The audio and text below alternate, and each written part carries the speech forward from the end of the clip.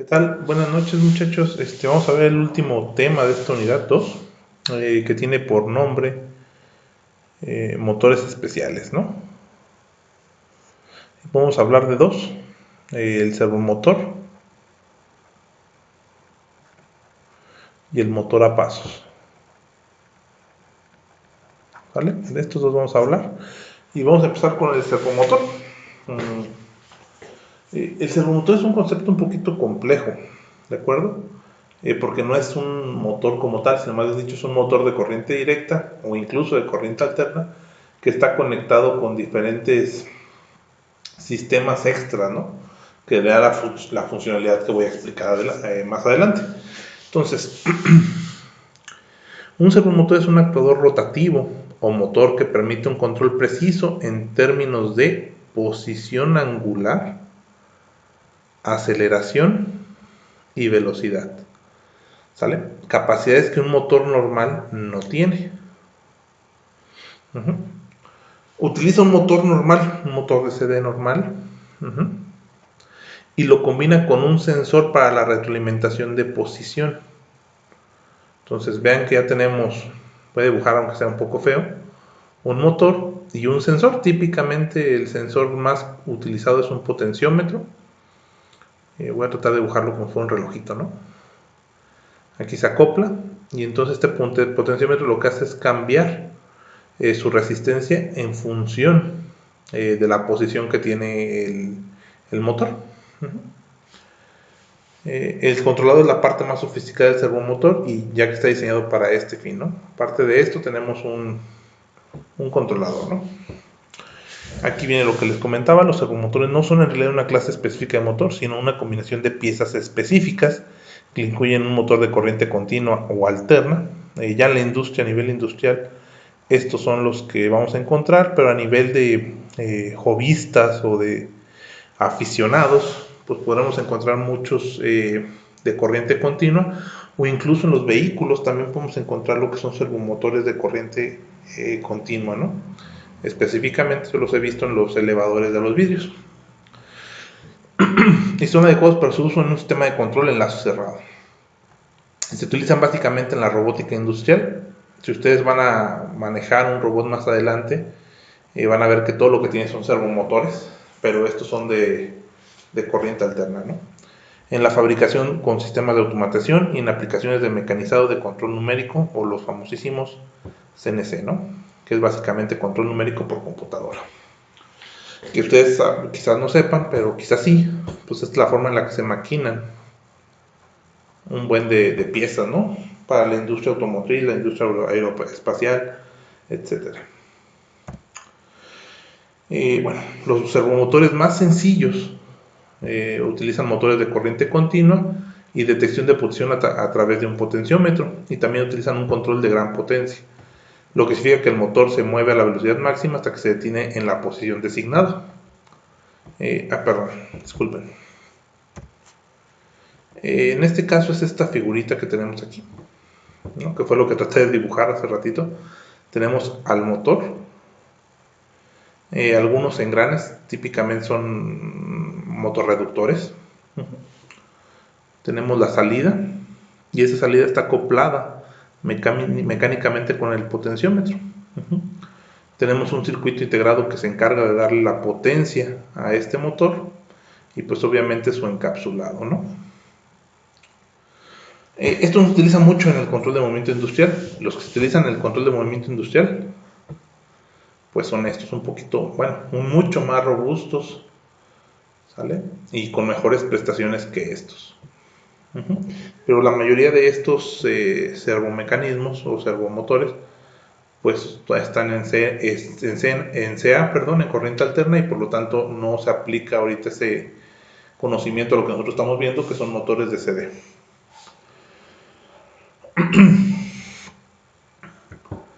Bueno, no se puede utilizar este tipo de motores, de servomotores, perdón, en la parte industrial porque son bastante imprecisos. Pero este tipo de servomotores son populares en los dispositivos de control por radio, como los modelos de aviones y los coches de juguete. Los sofisticados servomotores para uso industrial disponen de sensores de posición y velocidad, así como de algoritmos de control. Típicamente son PIDs, proporcional integral derivativo, lo que permite llevar al motor a su posición de forma rápida, ¿no? Les voy a repetir, los industriales pues sí son mucho más complicados que estos, ¿no? Y también se manejan típicamente en corriente alterna. Vamos a ver cómo se manejan los sencillos. Los servomotores se controlan enviando un pulso eléctrico de ancho variable. A esto le llamamos PWM por sus siglas en inglés, Pulse Wide Modulation o modulación de ancho de pulso, a través de un cable de control. Hay un pulso mínimo, un pulso máximo y una frecuencia de repetición. Vamos a brincarnos un poquito todo este texto y se los voy a tratar de explicar aquí. Si yo quiero que el motor esté en 0 grados, ¿sale? Lo que yo tengo que hacer es aplicar un pulso de un ancho de 1 milisegundo durante un periodo de 20 milisegundos. Si yo aplico 1.5 milisegundos de ancho de pulso en el mismo periodo de 20 milisegundos, pues yo lo voy a mover a los 90 grados. Y si quiero que se mueva a 180 grados, pues lo que yo hago es darle un ancho de pulso de 2 milisegundos durante los 20 milisegundos del periodo. Y básicamente este control o estos pulsos son lineales. Es decir, si pusiéramos una regla de 3, ¿no? Por ejemplo, si 0 es a 1 milisegundo, ¿a cuánto equivale 45, no? Si 0 grados es igual a 1 milisegundo, creo que me va a faltar algo aquí, déjenme ver si es cierto que sale. ¿A cuánto equivaldría 45 grados, no? 45 por 1 entre 0, pues sí me va a salir algo mal, ¿no? Algo estoy haciendo mal en esta regla de 3. Déjenme me acuerdo nada más.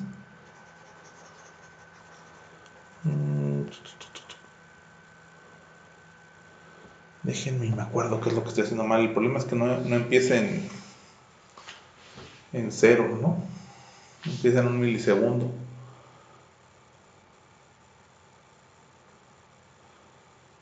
Sí, creo que sería un muchito diferente, ¿no? Quizás haciendo una ecuación de una recta, sería la forma en la que se podría encontrar esto. A ver, vamos a intentarlo con la recta. Esta es Y, que es la posición. Entonces yo tengo 0 grados cuando esto vale 1 milisegundo. Y tengo 180 grados cuando esto vale 2 milisegundos. Se me hace que sí va a estar aquí, ¿no? Entonces esta es la línea. Entonces podemos sacar la pendiente y ver dónde cruza con el eje Y, ¿no? Entonces si lo hacemos rápido, a ver, la pendiente, bueno, y estas salidas son 180 y 0, ¿no?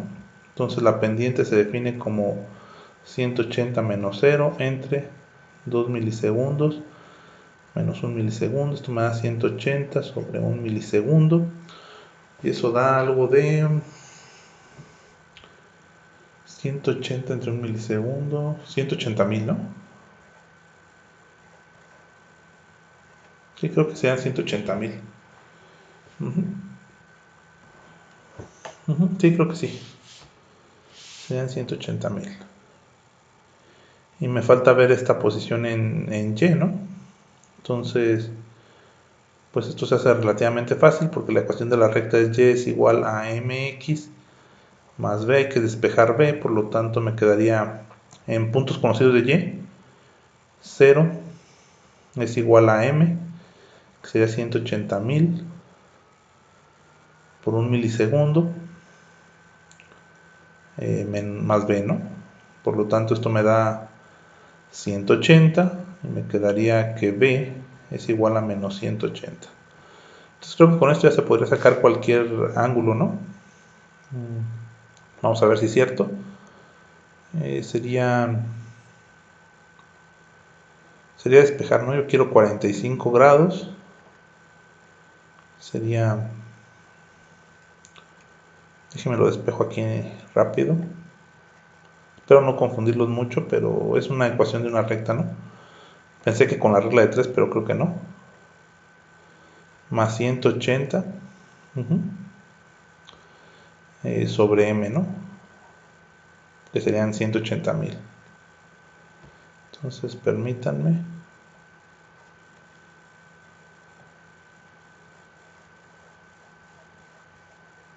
Y eso me daría x, si no me equivoqué nada. Creo que no, entonces me quedaría 45 más 180, serían 225 entre 180,000. Sería sacar la calculadora. Serían 225 entre 180,000. Me sale de 0.00125, es lo mismo que decir que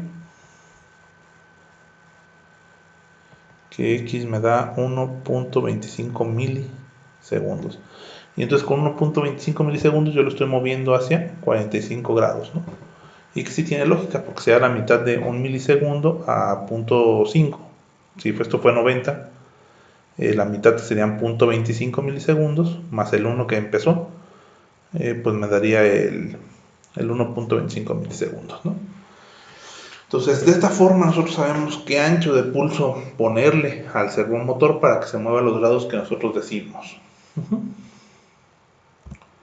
Bueno, las partes de un servomotor un poquito más explicado.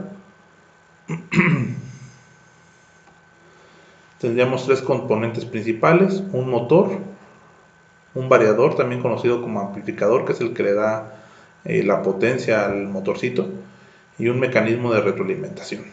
También se incluye típicamente una fuente de voltaje y un servocontrolador. Bueno, la fuente de voltaje. Esto estamos hablando de todo el sistema, ¿no? que se ocupa para echar a andar un servomotor. Entonces, bueno, la retroalimentación es proporcionada normalmente por un codificador o un encoder.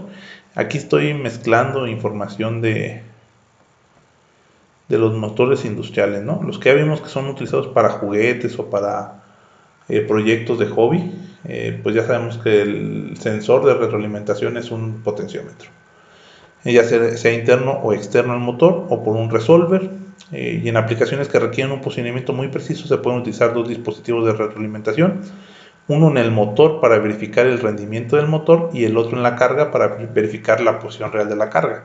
Eso tiene que ver con el torque, ¿no? Imagínense que yo tengo aquí un servomotor que está moviendo pues una banda transportadora, ¿no? Y esa banda transportadora está transportando 1 tonelada. ¿Sale? Pues una cosa es lo que diga el motor, la posición del motor, y otra cosa es realmente la posición de la carga. Entonces, en algunos servomotores tienen una retroalimentación en el eje del motor y otra retroalimentación en la carga directamente, ¿no? Para saber si realmente la carga se ha movido, lo que nosotros indicamos, ¿no? Después tenemos el servoaccionamiento, que no es más que un amplificador, ¿no? Hay que amplificar las señales de control. Bueno, me faltó decir, estas señales de control son en el orden de 5 volts. Pues jamás vamos a mover un motor con esas señales de control, ¿no? Un motor de veras. Entonces, ocupamos que amplificar esa señal de control, pues para realmente darle potencia al motor, ¿no?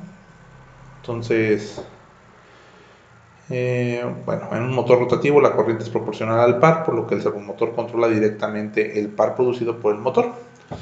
Bueno, del mismo modo, en un motor lineal la corriente es proporcional a la fuerza, por la que el accionamiento controla la fuerza producida por el motor. El servocontrolador es la parte fundamental de los sistemas que utilizan servomotores, ¿no? Básicamente es el que les da el perfil de aceleración o de movimiento a los sistemas, ¿no? Vamos a imaginar que tengo una máquina, un CNC. Yo no puedo entrar a lo mejor a cargar una pieza a la máxima velocidad, ¿no? Sino que yo tengo que hacer un perfil de velocidad y luego un perfil de salida, ¿no? Es decir, empiezo una velocidad cero y la voy incrementando hasta llegar a una velocidad máxima y después la voy decrementando. Entonces, ese servocontrolador se encarga de hacer estos perfiles de movimiento o qué tan rápido quiero que entre el motor, ¿no? Yo lo puedo hacer más rápido o incluso más lento, ya para no rayar tanto la misma, ¿no? O incluso más lento. Todo dependerá del material, de la pieza, de un buen de parámetros, ¿no? Entonces sí es importante revisar esos perfiles de control. Tenemos tres tipos de servomotores como tal, o ya una clasificación un poquito más, bueno, un poquito más, ¿cómo podríamos decirlo? Un poquito más clara, ¿no? Es el servo de rotación posicional, que es el que vimos ahorita, donde yo básicamente con la señal de control le digo cuántos grados quiero que se mueva. Pero también tenemos servocontroladores o más bien servomotores de rotación continua, a los cuales se les quitan los topes físicos que tienen estos, ¿no? Bueno, no lo leí, pero bueno, aquí tiene topes físicos para evitar que se pase de los 180 grados. En este caso, perdón, el de rotación continua, pues se le quitaron esos topes. Por lo tanto, puede estar girando de forma indefinida. Yo lo puedo decir, pues sabes que gira, por decir algo, 720 grados. Entonces él va a estar moviéndose de 3 vueltas y no me falla no, 2 vueltas, ¿no? Serían 2 vueltas continuas y después se para. O yo lo puedo decir, ¿sabes qué? Vas a estar girando de forma continua durante pues, todo el día a una velocidad constante, ¿no? Entonces es sumamente interesante este tipo de servomotores de rotación continua que típicamente son los que veríamos en un CNC. En un robot industrial veríamos estos posicionales, ¿no? O bueno, en un robot industrial de tipo brazo. Bueno, déjenme lo explico un poquito más. Yo tendría aquí una herramienta, un eje, un motor, quizás otro motor, y por último otro motor, pero en esta posición, ¿no? Es decir, que mueva se le conoce como cintura, es decir, que gire. Estos no, estos sí van hacia arriba o hacia abajo. Entonces, a la cantidad de motores que tiene un brazo, se le conoce como grados de libertad, es decir, cuántos movimientos puede hacer. Este sería de 1, 2, 3, 4. 4 grados de libertad, ¿no? Entonces, estos motores típicamente sí están con una rotación posicional. Por ejemplo, este de abajo, pues a lo mejor hago que rote nada más hasta 360 grados. No es necesario que lo haga rotar más de 360 grados, no tiene mucho sentido, ¿no? Estos, pues a lo mejor de 0 a 180, también de 0 a 180, o también de 0 a 180, ¿no?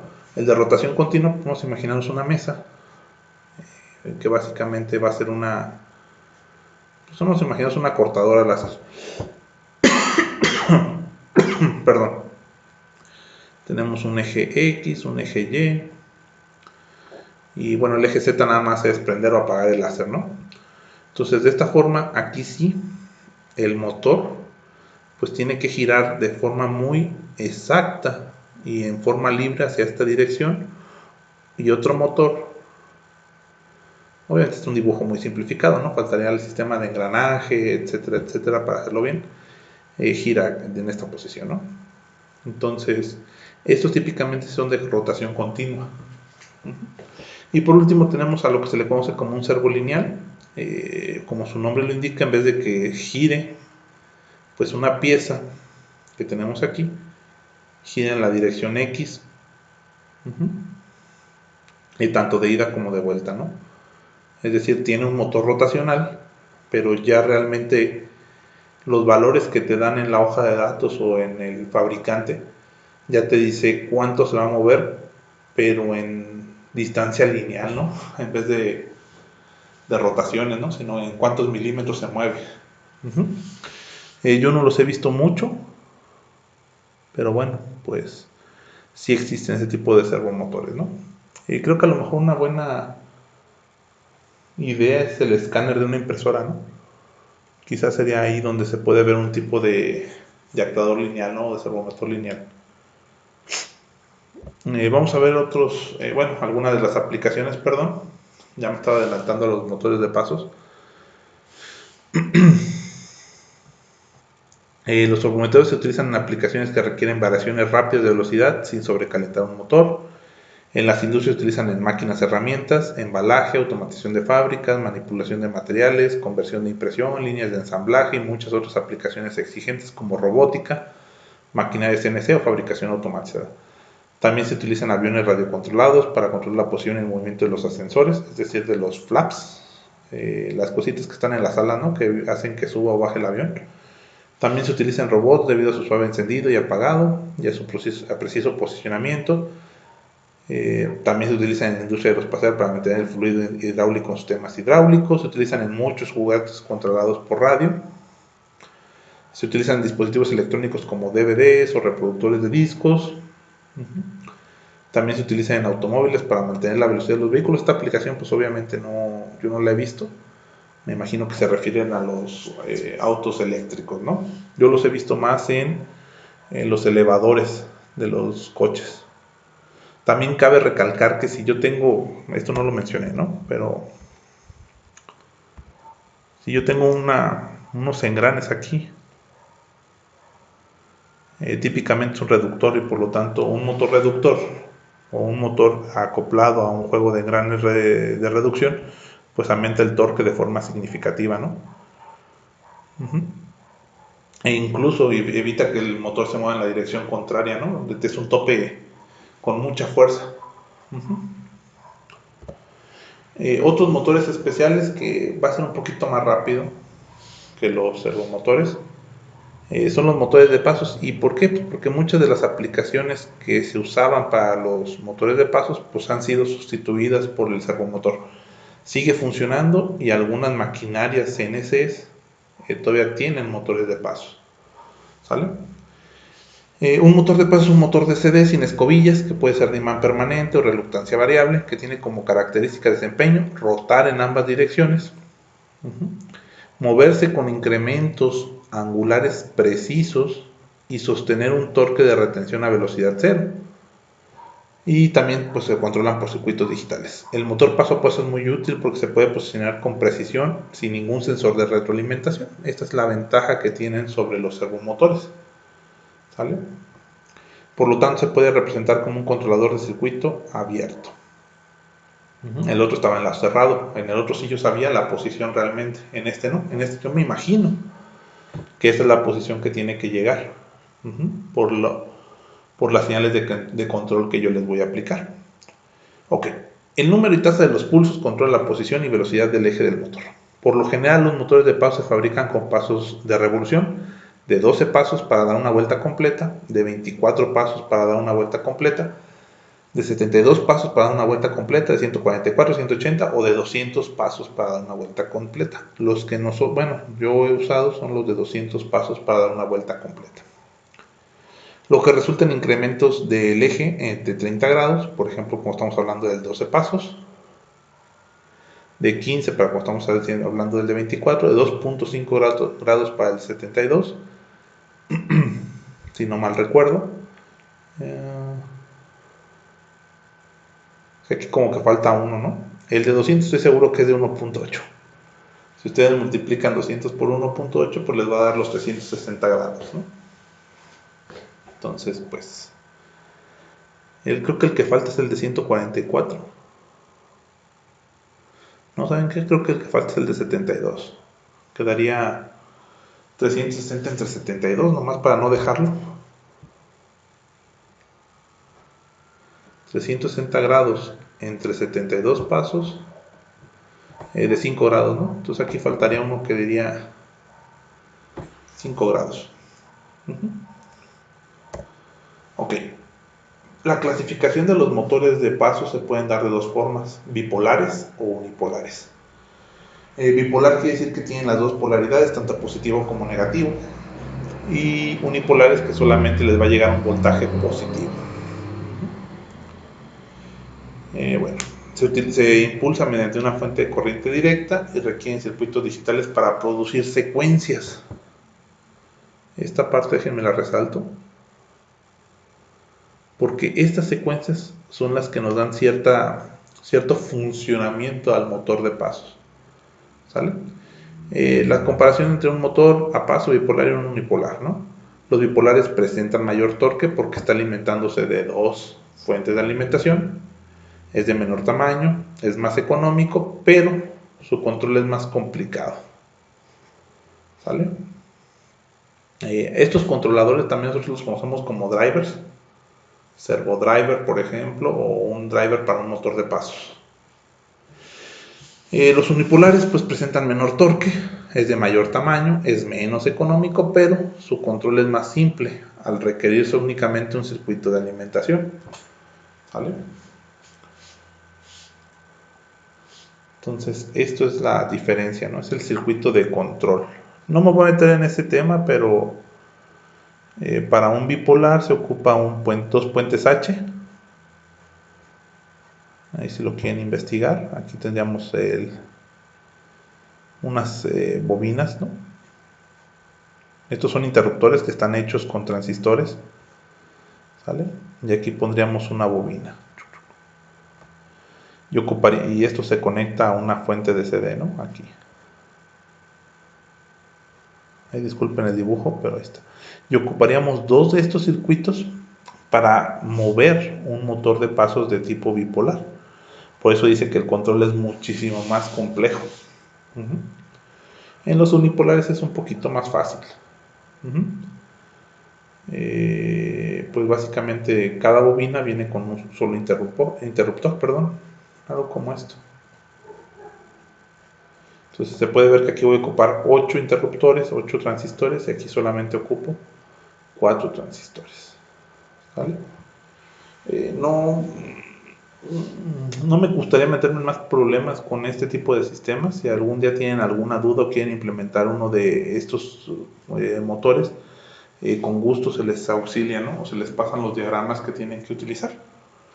Ya hay drivers comerciales, ¿no? Ustedes ya pueden comprar un driver, por ejemplo, el LM, si no mal recuerdo, es 293, que ya es un puente H, para controlar un par de bobinas del motor bipolar.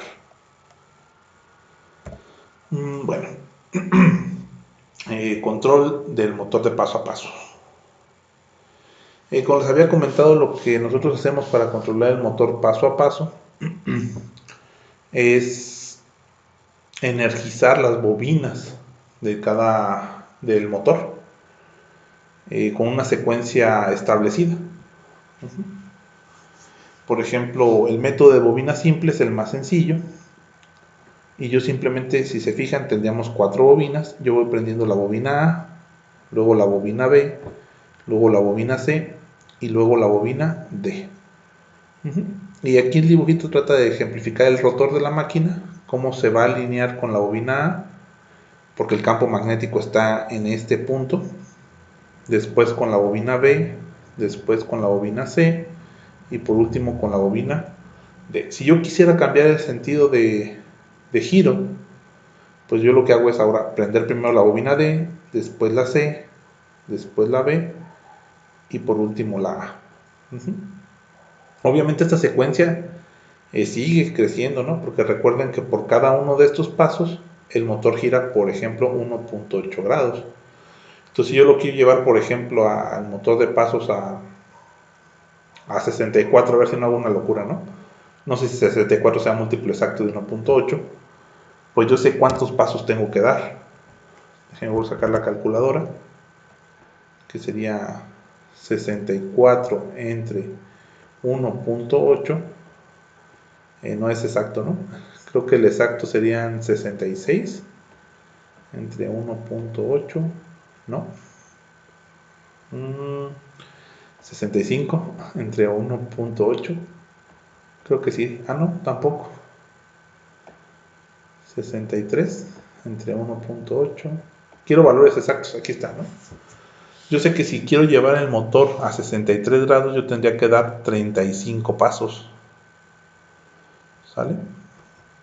de estos, es decir, yo empezaría, vamos a imaginarnos que vamos en sentido de A hacia D, sería 1, 2, 3, 4, se repite, 5, 6, 7, 8, se repite, 9, 10, 11, 12, se repite así hasta llegar al 35.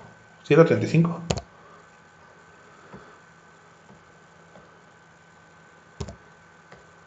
Uy, ya se trabó la computadora. Bueno, creo que era 35 pasos para llegar a los 63 grados. Entonces, obviamente, ese es un problema con los motores de pasos. Si yo le pongo carga al motor de pasos, aquí yo le pongo un torque, yo no puedo garantizar realmente que llegue al 63 porque no tengo retroalimentación, ¿sale? Retroalimentación es que tú sí cheques hasta dónde llegó el motor de pasos. Aquí no, aquí estoy diciendo, pues sí, yo con 35 pasos, según yo, estoy a 63 grados, pero pueden ser 62.5 o 62 grados porque el torque del peso, el peso del objeto que quieres mover, pues afecta al motor, ¿sale? Cosa que es diferente con los servomotores, no se nota la diferencia. Ahí sí puedo saber en qué posición está la carga y en qué posición está el motor. Por lo tanto, sé cuánto se movió realmente. Obviamente es mucho más complicado el control de un servomotor que de un motor de paso. Uh-huh. Otro tipo de movimiento que tenemos es el paso completo. Y en este caso se prenden dos bobinas. La ventaja con respecto al anterior es que al prender dos bobinas yo tengo mayor cantidad de torque. ¿Sale? Y vean que ahora se ponen las posiciones intermedias, ¿sí lo ven? Entre A y B, luego entre B y C, después entre C y D, y por último entre D y A. Si yo quiero que gire en una dirección, pues voy poniendo las posiciones así, o si va en la dirección contraria, pues empiezo en esta posición, en esta combinación de pulsos, y me voy moviendo hacia arriba. Entonces una ventaja de esto es, si el control es más complicado, pero tengo mayor torque en el motor, porque estoy energizando dos bobinas al mismo tiempo. Y luego tenemos el de medio paso. El de medio paso hace que la resolución se incremente. ¿A qué me refiero con resolución? ¿Cuántos grados se va a mover? Se mueve la mitad de grados. Por ejemplo, si yo tuviera un motor de 1.8 grados, si yo le aplico la técnica de medio paso, yo voy a lograr que se mueva 0.9 grados por paso. Vean por qué. Vamos a imaginarnos esto, ¿no? Yo empiezo en prendido y prendido. Entonces estoy aquí, en esta posición entre B y C. Después lo muevo hacia nada más, dejo prendida la bobina de C. Entonces lo estoy moviendo aquí. Después prendo las dos, lo estoy moviendo en el punto intermedio. Después solamente prendo una, lo estoy moviendo acá. Después las dos, entonces lo estoy poniendo en esta posición. Y así se seguiría, ¿no? Entonces vamos a suponer que es A, B, C, D. Son las bobinas, ¿no? Así se le conoce a las bobinas del motor de pasos. Si yo le pongo 1, 1, 0, 0. Aquí tengo un paso entre A y B. ¿Sí lo ven? Luego me muevo solamente a B. Después me muevo hacia B y C. Después me muevo solamente hacia C. Después solamente me muevo hacia C y D. Después solamente termino en D. Después prendo A y D. Después prendo solamente A. Después prendo solamente A y B. Y así me la llevo, ¿vale? Se fijaron, ya le di la vuelta completa. Entonces, para que dieran estos medios pasos, pues obviamente la resolución del motor cambia, ya no está en 1.8, está en 0.9. Es decir, yo ocuparía 400 pasos para mover el motor hasta 360 grados, ¿no? El riesgo con este motor es que obviamente la velocidad baja, ¿sale? La velocidad del motor se reduce, porque lo ocupo 400 pasos para llegar a los 360 grados. El torque se puede ver afectado porque recuerden que tengo momentos en donde nada más tengo prendida una sola bobina. Y pues bueno, son las desventajas de usar medio paso. Medio paso se aconseja cuando vas a hacer un control muy fino de la posición con un motor de pasos. Que ya por lo que les expliqué de las cargas y del torque, ya no se recomienda tanto un motor de pasos. Pero bueno, aún así en aplicaciones sencillas, no quiero llamar sencillos porque todavía se utilizan los motores de pasos, no tan demandantes en realmente tener un control de posición exacto, se puede usar todavía un motor de pasos, ¿no? O sea, se puede hacer un control, ¿cómo llamarlo? Eh, Más o menos exacto, ¿no? Eh, por ejemplo, si yo voy a cargar una pieza de madera en como una caladora, pues a lo mejor no me interesa tanto que saber exactamente dónde está la máquina, ¿no? Sino que nada más haga el trabajo. Pero si voy a hacer unas figuritas en una madera, pues obviamente me interesa saber perfectamente en qué posición está. Entonces, pues eso sería todo de este video. Espero que lo aprovechen. Pueden buscar más información en la red. Si ustedes tienen algún proyecto con este tipo de motores, no duden en comentarlo, ¿no? Pues muchísimas gracias por su tiempo y pues bueno, nos estamos viendo.